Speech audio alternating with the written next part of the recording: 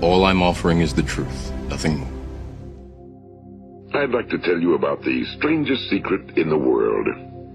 Some years ago, the late Nobel Prize-winning Dr. Albert Schweitzer was being interviewed in London, and a reporter asked him, "Doctor, what's wrong with men today?" And the great doctor was silent a moment, and then he said, "Men simply don't think." It's about this that I want to talk with you. We live today in a golden age. This is an era that man has looked forward to, dreamed of, and worked toward for thousands of years. But since it's here, we pretty well take it for granted. We in America are particularly fortunate to live in the richest land that ever existed on the face of the earth, a land of abundant opportunity for everyone. But do you know what happens? Well, let's take 100 men who start even at the age of 25. Do you have any idea what will happen to those men by the time they're 65? These 100 men who all start even at the age of 25 believe they're going to be successful. If you asked any one of these men if he wanted to be a success, he'd tell you he did. And you'd notice that he was eager toward life, that there was a certain sparkle to his eye, an erectness to his carriage, and life seemed like a pretty interesting adventure to him. But by the time they're 65, 1 will be rich. 4 will be financially independent. 5 will still be working. 54 will be broke.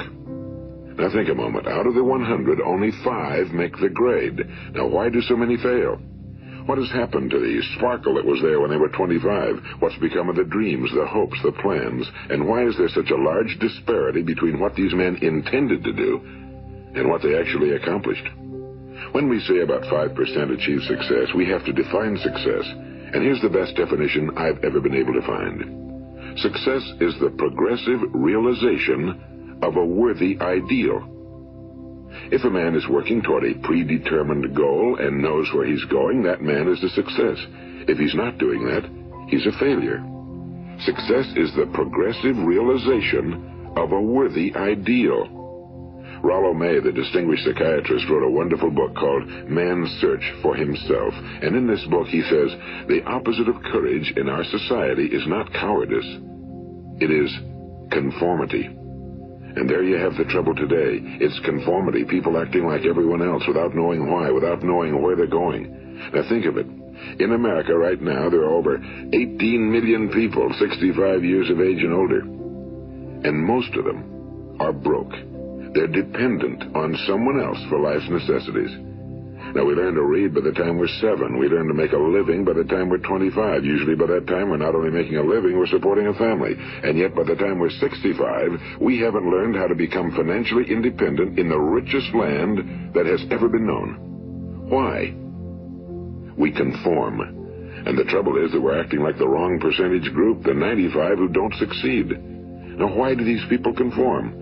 Well, they really don't know. These people believe that their lives are shaped by circumstances, by things that happen to them, by exterior forces. They're outer-directed people.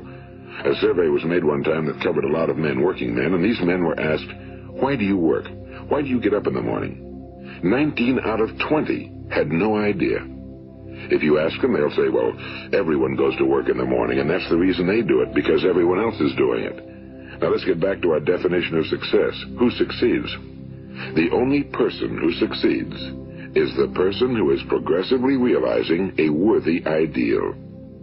He's the person who says, I'm going to become this, and then begins to work toward that goal. I'll tell you who the successful people are. A success is the school teacher who's teaching school because that's what he or she wants to do. The success is the woman who's a wife and mother because she wanted to become a wife and mother and is doing a good job of it. The success is the man who runs the corner gas station because that was his dream. That's what he wanted to do.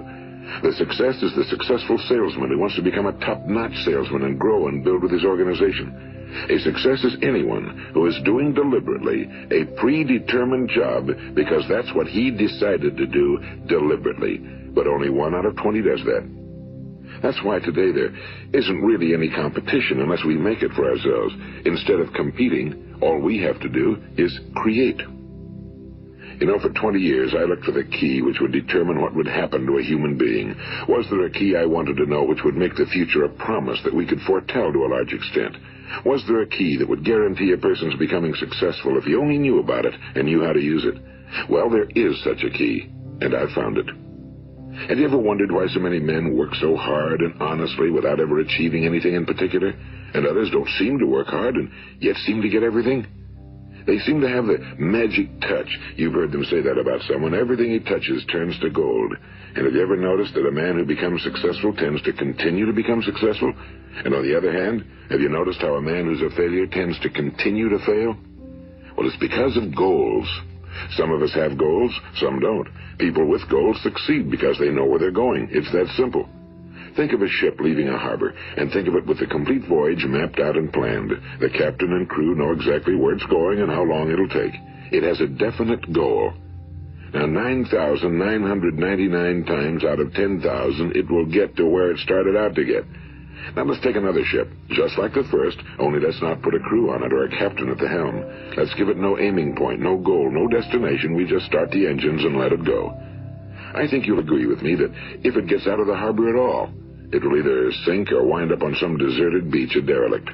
It can't go anyplace because it has no destination and no guidance, and it's the same with a human being. Take the salesman, for example.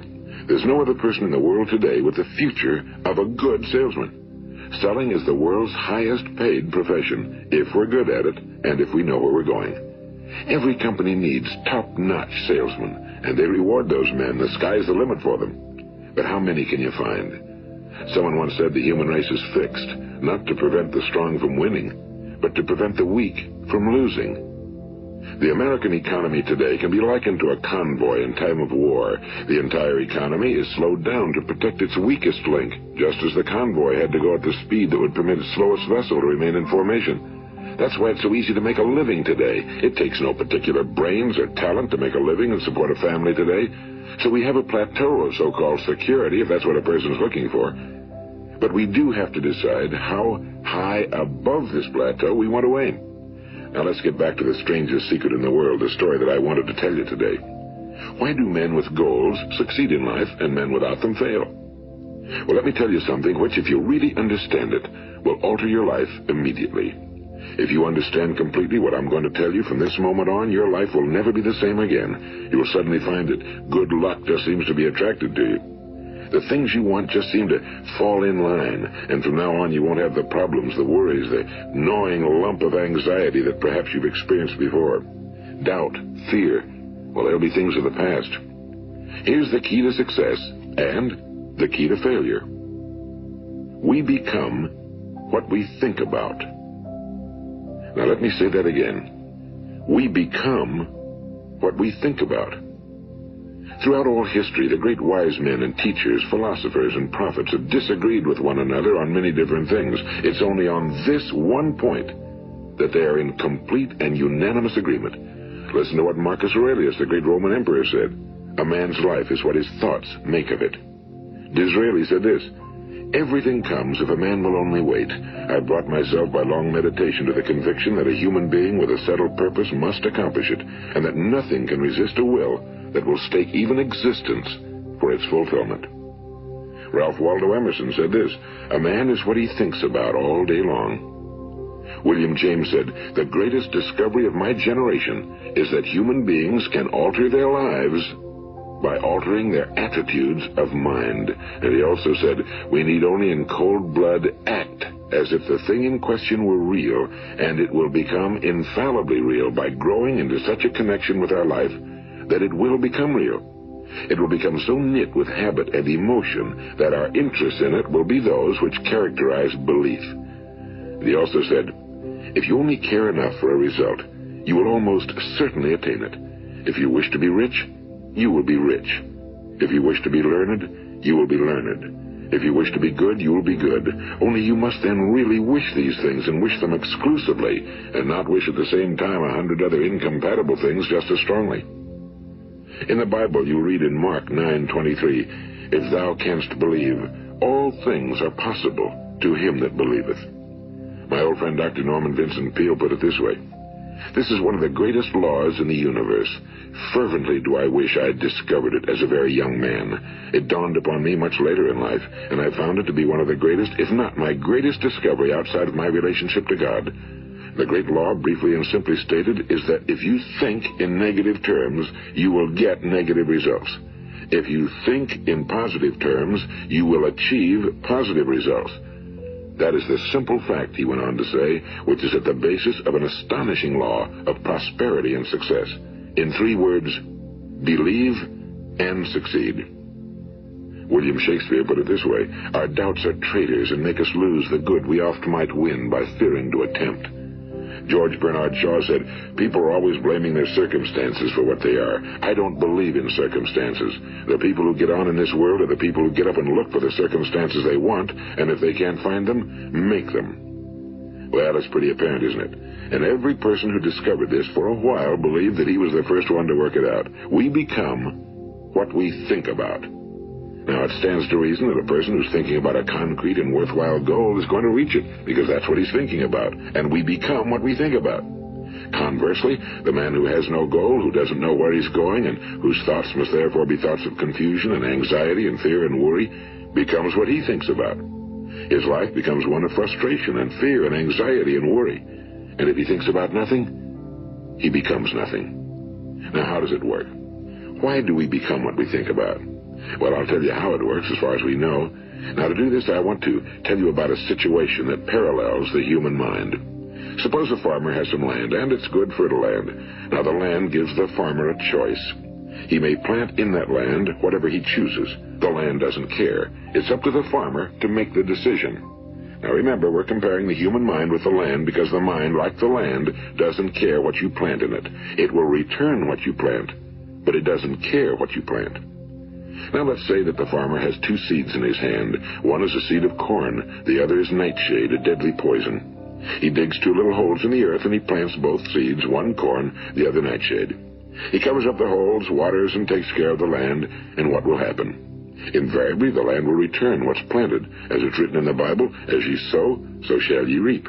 Now remember, the land doesn't care. It'll return poison in just as wonderful abundance as it will corn. So up come the 2 plants, one corn, one poison. Now, the human mind is far more fertile, far more incredible and mysterious than the land, but it works the same way. It doesn't care what we plant. Success, failure. A concrete, worthwhile goal, or confusion. Misunderstanding, fear, anxiety, and so on. But what we plant, it must return to us. You see, the human mind is the last great unexplored continent on Earth. It contains riches beyond our wildest dreams. It will return anything we want to plant. Now, you might say, well, if that's true, why don't people use their minds more? Well, I think they figured out an answer to that one, too. Our mind comes as standard equipment at birth. It's free, and things that are given to us for nothing we place little value on. Things that we pay money for, we value. The paradox is that exactly the reverse is true. Everything that's really worthwhile in life came to us free. Our minds, our souls, our bodies, our hopes, our dreams, our ambitions, our intelligence, our love of family and children and friends and country, all these priceless possessions are free. But the things that cost us money are actually very cheap and can be replaced at any time. A good man can be completely wiped out and make another fortune. He can do that several times. Even if our home burns down, we can rebuild it. But the things we got for nothing, we can never replace. The human mind isn't used because we take it for granted. Familiarity breeds contempt. It can do any kind of job we assign to it, but generally speaking, we use it for little jobs instead of big, important ones. Universities have proved that most of us are operating on about 10% or less of our abilities. So decide now, what is it you want? Plant your goal in your mind. It's the most important decision you'll ever make in your entire life. What is it you want? Do you want to be an outstanding salesman? A better worker at your particular job? Do you want to go places in your company? In your community? Do you want to get rich? All you've got to do is plant that seed in your mind, care for it, work steadily toward your goal, and it will become a reality. It not only will, there's no way that it cannot. You see, that's a law, like the laws of Sir Isaac Newton, the laws of gravity. If you get on top of a building and jump off, you'll always go down. You'll never go up, and it's the same with all the other laws of nature. They always work. They're inflexible. Think about your goal in a relaxed, positive way. Picture yourself in your mind's eye as having already achieved this goal. See yourself doing the things you will be doing when you've reached your goal. Ours has been called the phenobarbital age, the age of ulcers and nervous breakdowns and tranquilizers. At a time when medical research has raised us to a new plateau of good health and longevity, far too many of us worry ourselves into an early grave trying to cope with things in our own little personal ways without learning a few great laws that will take care of everything for us. These things we bring on ourselves through our habitual way of thinking. Every one of us is the sum total of his own thoughts. He is where he is because that's exactly where he really wants to be, whether he'll admit that or not. Each of us must live off the fruit of his thoughts in the future, because what you think today and tomorrow, next month and next year, will mold your life and determine your future. You're guided by your mind. I remember one time I was driving through eastern Arizona, and I saw one of those giant earth-moving machines roaring along the road at about 35 miles an hour with what looked like 30 tons of dirt in it. A tremendous, incredible machine. And there was a little man perched way up on top with the wheel in his hands guiding it. And as I drove along, I was struck by the similarity of that machine to the human mind. Just suppose you're sitting at the controls of such a vast source of energy. Are you going to sit back and fold your arms and let it run itself into a ditch? Or are you going to keep both hands firmly on the wheel and control and direct this power to a specific, worthwhile purpose? It's up to you. You're in the driver's seat. You see, the very law that gives us success is a two-edged sword. We must control our thinking. The same rule that can lead a man to a life of success, wealth, happiness, and all the things he ever dreamed of for himself and his family. That very same law can lead him into the gutter. It's all in how he uses it, for good or for bad. This is the strangest secret in the world. Now, why do I say it's strange, and why do I call it a secret? Actually, it isn't a secret at all. It was first promulgated by some of the earliest wise men, and it appears again and again throughout the Bible, but very few people have learned it, understand it. That's why it's strange, and why for some equally strange reason it virtually remains a secret. I believe that you could go out and walk down the main street of your town and ask one man after another what the secret of success is, and you probably wouldn't run into one man in a month who could tell you. Now, this information is enormously valuable to us if we really understand it and apply it. It's valuable to us not only for our own lives, but the lives of those around us, our families, employees, associates, and friends. Life should be an exciting adventure. It should never be a bore. A man should live fully, be alive. He should be glad to get out of bed in the morning. He should be doing a job he likes to do because he does it well. One time I heard Grove Patterson, the great late editor-in-chief of the Toledo Daily Blade, make a speech, and as he concluded his speech, he said something I've never forgotten. He said, "My years in the newspaper business have convinced me of several things. Among them, that people are basically good, and that we came from someplace, and we're going someplace. So we should make our time here an exciting adventure. The architect of the universe didn't build a stairway leading nowhere." And the greatest teacher of all, the carpenter from the plains of Galilee, gave us the secret time and time again. As ye believe, so shall it be done unto you. I've explained the strangest secret in the world and how it works. Now, on this side, I want to explain how you can prove to yourself the enormous returns possible in your own life by putting this secret to a practical test. I want you to make a test that will last 30 days. It isn't going to be easy, but if you'll give it a good try, it will completely change your life for the better. Now, back in the 17th century, Sir Isaac Newton, the English mathematician and natural philosopher, gave us some natural laws of physics which apply as much to human beings as they do to the movement of bodies in the universe.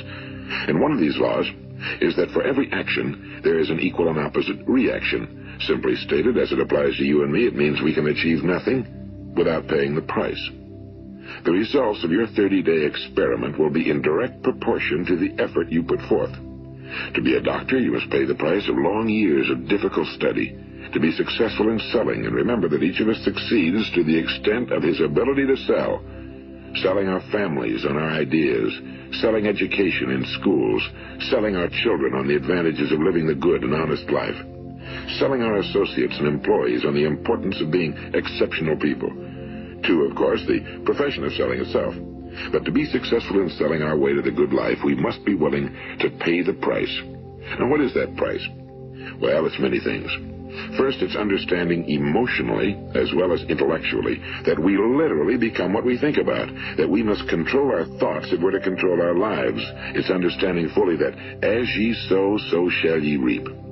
Second, it's cutting away all fetters from the mind and permitting it to soar as it was divinely designed to do. It's the realization that your limitations are self-imposed and that the opportunities for you today are enormous beyond belief. It's rising above narrow-minded pettiness and prejudice. And third, it's using all your courage to force yourself to think positively on your own problem, to set a definite and clearly defined goal for yourself, to let your marvelous mind think about your goal from all possible angles, to let your imagination speculate freely upon many different possible solutions, to refuse to believe that there are any circumstances sufficiently strong to defeat you in the accomplishment of your purpose, to act promptly and decisively when your course is clear, and to keep constantly aware of the fact that you are, at this moment, standing in the middle of your own acres of diamonds, as Russell Conwell used to point out. And fourth, save at least 10% of every dollar you earn. It's also remembering that no matter what your present job, it has enormous possibilities if you're willing to pay the price.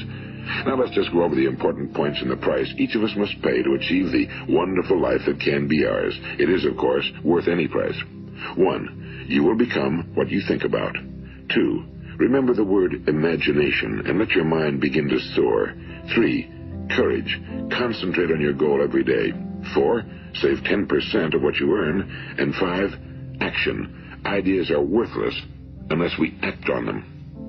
Now, I'll try to outline the 30-day test I want you to make. Keep in mind that you have nothing to lose by making this test and everything you could possibly want to gain. There are 2 things that may be said of everyone. Each of us wants something, and each of us is afraid of something. I want you to write on a card what it is you want more than anything else. It may be more money. Perhaps you'd like to double your income or make a specific amount of money. It may be a beautiful home. It may be success at your job. It may be a particular position in life. It could be a more harmonious family. Each of us wants something. Now write down on your card specifically what it is you want. Make sure it's a single goal and clearly defined. You needn't show it to anyone, but carry it with you so that you can look at it several times a day. Think about it in a cheerful, relaxed, positive way each morning when you get up, and immediately you have something to work for, something to get out of bed for, something to live for. Look at it every chance you get during the day and just before going to bed at night. And as you look at it, remember that you must become what you think about, and since you're thinking about your goal, you realize that soon it will be yours. In fact, it's yours really the moment you write it down and begin to think about it. Look at the abundance all around you as you go about your daily business. You have as much right to this abundance as any other living creature. It's yours for the asking. Now we come to the difficult part. Difficult because it means the formation of what is probably a brand new habit, and new habits are not easily formed. Once formed, however, it will follow you for the rest of your life. Stop thinking about what it is you fear. Each time a fearful or negative thought comes into your consciousness, replace it with a mental picture of your positive and worthwhile goal. And there'll come times when you'll feel like giving up. It's easier for a human being to think negatively than positively. That's why only 5% are successful. You must begin now to place yourself in that group. For 30 days, you must take control of your mind. It will think about only what you permit it to think about. Each day for this 30-day test, do more than you have to do. In addition to maintaining a cheerful, positive outlook, give of yourself more than you've ever done before. Do this knowing that your returns in life must be in direct proportion to what you give. The moment you decide on a goal to work toward, you're immediately a successful person. You are then in that rare and successful category of people who know where they're going. Out of every 100 people, you belong to the top 5. Don't concern yourself too much with how you're going to achieve your goal. Leave that completely to a power greater than yourself.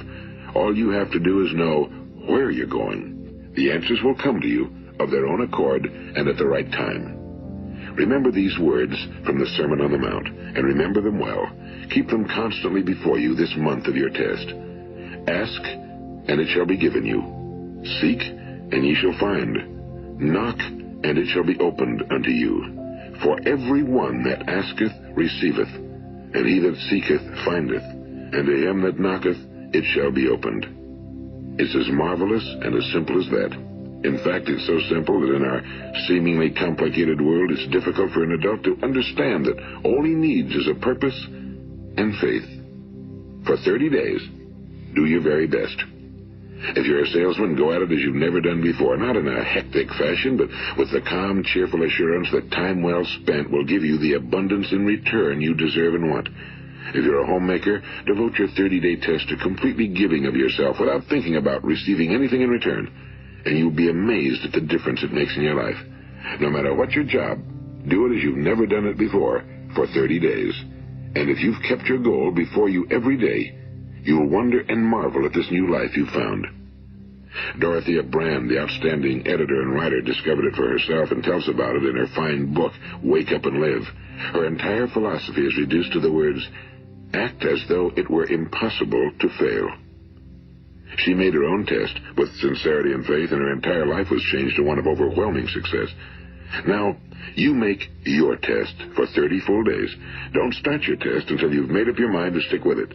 You see, by being persistent, you're demonstrating faith. Persistence is simply another word for faith. If you didn't have faith, you'd never persist. If you should fail during your first 30 days, by that I mean suddenly find yourself overwhelmed by negative thoughts, you've got to start over again from that point and go 30 more days. Gradually, your new habit will form until you find yourself one of that wonderful minority to whom virtually nothing is impossible. And don't forget the card. It's vitally important as you begin this new way of living. On one side of the card, write your goal, whatever it may be. On the other side, write the words we've quoted from the Sermon on the Mount. Ask, and it shall be given you. Seek, and ye shall find. Knock, and it shall be opened unto you. Nothing great was ever accomplished without inspiration. See that during these crucial first 30 days, your own inspiration is kept at a peak. And above all, don't worry. Worry brings fear, and fear is crippling. The only thing that can cause you to worry during your test is trying to do it all yourself. Know that all you have to do is hold your goal before you. Everything else will take care of itself. Remember also to keep calm and cheerful. Don't let petty things annoy you and get you off course. Now, since making this test is difficult, some will say, why should I bother? Well, look at the alternative. No one wants to be a failure. No one really wants to be a mediocre individual. No one wants a life constantly filled with worry and fear and frustration. Therefore, remember that you must reap that which you sow. If you sow negative thoughts, your life will be filled with negative things. If you sow positive thoughts, your life will be cheerful, successful, and positive. Now, gradually, you will have a tendency to forget what you've heard on this recording. Play it often. Keep reminding yourself of what you must do to form this new habit. Gather your whole family around at regular intervals and listen to what's been said here. You know, most men will tell you that they want to make money without understanding the law. The only people who make money work in a mint. The rest of us must earn money. This is what causes those who keep looking for something for nothing or a free ride to fail in life. The only way to earn money is by providing people with services or products which are needed and useful. We exchange our time and our product or service for the other man's money. Therefore, the law is that our financial return will be in direct proportion to our service. Now, success is not the result of making money. Making money is the result of success, and success is in direct proportion to our service. Most people have this law backwards. They believe that you're successful if you earn a lot of money. The truth is that you can only earn money after you're successful. It's like the story of the man who sat in front of the stove and said to it, give me heat, and then I'll add the wood. How many men and women do you know, or do you suppose there are today, who take the same attitude toward life? There are millions. We've got to put the fuel in before we can expect heat. Likewise, we've got to be of service first before we can expect money. Don't concern yourself with the money. Be of service, build, work, dream, create. Do this and you'll find there's no limit to the prosperity and abundance that will come to you. Prosperity, you know, is founded upon a law of mutual exchange. Any person who contributes to prosperity must prosper in turn himself. Sometimes the return will not come from those you serve, but it must come to you from someplace, because that's the law. For every action, there is an equal and opposite reaction. As you go daily through your 30-day test period, remember that your success will always be measured by the quality and quantity of service you render, and money is a yardstick for measuring this service. No man can get rich himself unless he enriches others. Now, there are no exceptions to a law. You can drive down any street in America and from your car estimate the service that's being rendered by the people living on that street. Had you ever thought of this yardstick before? It's interesting. Some, like ministers and priests and other devoted people, measure their returns in the realm of the spiritual, but again, their returns are equal to their service. Once this law is fully understood, any thinking person can tell his own fortune. If he wants more, he must be of more service to those from whom he receives his return. If he wants less, he has only to reduce his service. This is the price you must pay for what you want. If you believe you can enrich yourself by deluding others, you can end only by deluding yourself. It may take some time, but just as surely as you breathe, you'll get back what you put out. Don't ever make the mistake of thinking you can avert this. It's impossible. The prisons and the streets where the lonely walk are filled with people who tried to make new laws just for themselves. We may avoid the laws of man for a while, but there are greater laws that cannot be broken. An outstanding medical doctor recently pointed out 6 steps that will help you realize success. 1. Set yourself a definite goal.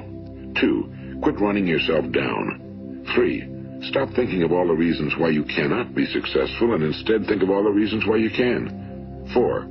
Trace your attitudes back through your childhood and try to discover where you first got the idea you couldn't be successful, if that's the way you've been thinking. 5. Change the image you have of yourself by writing out a description of the person you would like to be. And 6. Act the part of the successful person you have decided to become. The doctor who wrote those words is a noted West Coast psychiatrist, Dr. David Harold Fink. Do what the experts since the dawn of recorded history have told you you must do. Pay the price by becoming the person you want to become. It's not nearly as difficult as living unsuccessfully. Make your 30-day test, then repeat it again, and each time it will become more a part of you until you'll wonder how you could ever have lived any other way. Live this new way and the floodgates of abundance will open and pour over you more riches than you may have dreamed existed. Money? Yes, lots of it. But what's more important, you'll have peace. You'll be in that wonderful minority who lead calm, cheerful, successful lives. Start today. You have nothing to lose, but you have a whole life to win. This is Earl Nightingale, and thank you.